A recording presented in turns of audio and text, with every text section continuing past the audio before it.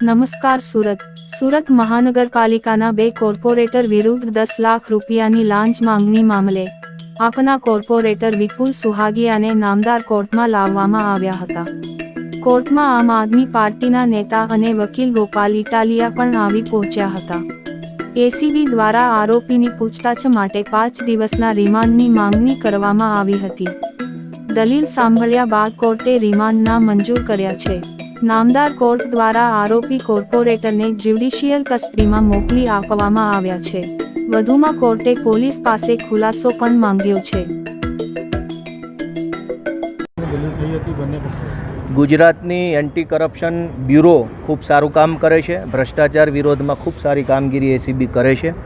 અમે એસીબીની સાથે છીએ, પરંતુ સુરતમાં જે આમ આદમી પાર્ટીના કોર્પોરેટર ઉપર જે ભ્રષ્ટાચારનો કેસ થયો છે એ બિલકુલ ખોટો, ઉપજાવી કાઢેલો અને રાજકીય રીતે બદઇરાદા પ્રેરિત કેસ છે। અને આવા ખોટા કેસમાં એસીબીએ આમ આદમી પાર્ટીના વિપુલભાઈ સુવાગિયાની ધરપકડ કરી, આજે કોર્ટમાં રજૂ કર્યા અને બધા દલીલો, પુરાવાઓ જે કાંઈ પણ હતા એ કોર્ટમાં રજૂ કર્યા। સામા પક્ષે વિપુલભાઈના વકીલ તરીકે માનની શ્રી વિલાસભાઈ પાટીલ અને હું અમે સાહેબને રજૂઆતો કરી કે આ કેસ ખોટો છે, કેવી રીતે ખોટો છે, કેવી રીતે આ રાજકીય બદઇરાદા પ્રેરિત કેસ છે, કેવી રીતે એક નિર્દોષ માણસને ફસાવવામાં આવ્યા છે, એ બધી જ અમારી દલીલો નામદાર અદાલતે ધ્યાનમાં લીધી અને પોલીસે એસીબીએ 5 દિવસના રિમાન્ડ માગ્યા હતા, પરંતુ અમારી વિલાસભાઈની દલીલો ધ્યાને લેતા 1 પણ દિવસના રિમાન્ડ મંજૂર થયા નથી। રિમાન્ડ બિલકુલ નામંજૂર કર્યા છે અને ઉપરાંત એસીબીનો ખુલાસો પૂછ્યો છે ખોટી રીતે ધરપકડ કરવા બદલ।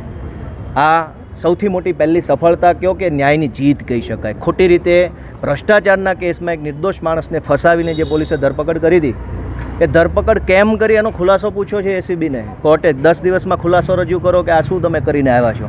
એ દર્શાવે છે કે જે કાંઈ કોન્ટ્રાક્ટ માફિયાઓ સત્તા પક્ષ સાથે જોડાયેલા છે એમણે ષડયંત્ર કરીને વિપુલભાઈને, જીતુભાઈને ફસાવાનું કામ કર્યું છે। આજે પહેલા દિવસથી જ તે ભાંડો ફૂટવાની શરૂઆત થઈ ગઈ છે।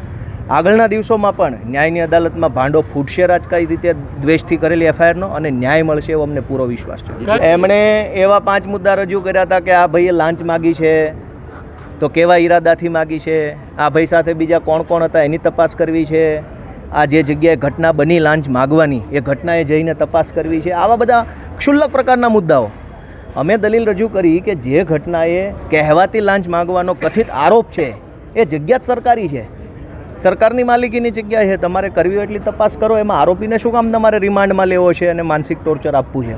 તો નામદાર અદાલતે અમારા બધા જ મુદ્દાઓ ખૂબ ગંભીરતાથી ધ્યાને લીધા અને ધ્યાને લઈને રિમાન્ડ તો નામંજૂર કરતા જ કર્યા, પણ પોલીસનો ખુલાસો પૂછ્યો છે 10 દિવસમાં કે કેવી રીતે આ ખોટી રીતે ધરપકડ કરીને તમે લઈ આવ્યા છો માણસને, એનો ખુલાસો પૂછ્યો છે। એનો મતલબ એમ કે એસીબી સારી કામ કરે છે, એસીબી પ્રત્યે અમારો કોઈ આરોપ નથી, એસીબીનો અમે આભાર માનીએ છીએ અને હજુ સારા કામ કરે, ભ્રષ્ટાચારીઓને પકડીને જેલમાં પૂરે। પણ રાજકારણના પ્રેશરના કારણે મને જે કાંઈ ઘટના બની છે, રાજકારણનો ભાંડો આજ પહેલા દિવસથી ફૂટી ગયો છે।